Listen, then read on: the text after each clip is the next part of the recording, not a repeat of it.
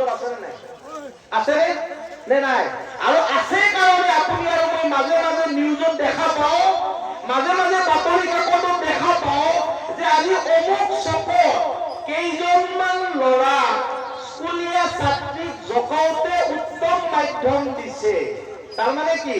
চকুৰে বেয়া দৃষ্টি, চকুৰে বেয়া কথা কবলৈ প্ৰয়াস কৰাৰ বাবে কিছু ল'ৰা উত্তম মাধ্যম দিছে। আমি লগে লগে কি কম? বিৰাট ভাল কৰিছে বেটাহঁতে, ৰাস্তাত থাকি বেয়াকে দৃষ্টি দিয়ে।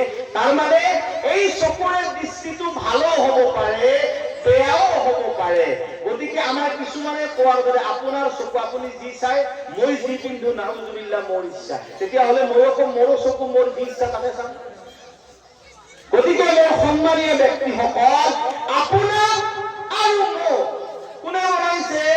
আল্লাহ তাআলাই বনাইছে। মোকো আল্লাহ পাকে আদেশ দিছে, পুৰুষসকলকো আদেশ দিছে যে চকু নত ৰাখিবা, ইফালে সিফালে নাচাবা।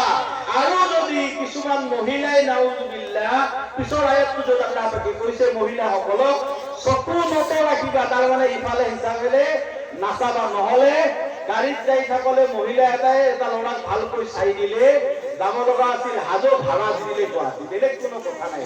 মহিলাটোৰ চকুৰে অকণ মৰমত চাই এটা হাঁহি মাৰি দিলে, ভাবিলে বোলে কথা নাউজুবিল্লাহ ভাল হ'ব পাৰে, গতিকে গুৱাহাটীলৈকে যোৱাই ভাল। মোৰ সন্মানীয় ব্যক্তিসকল, মহিলাক উত্তম মাধ্যমটো পটককে দিব নোৱাৰে, ল'ৰা হলে দিলেহেঁতেন।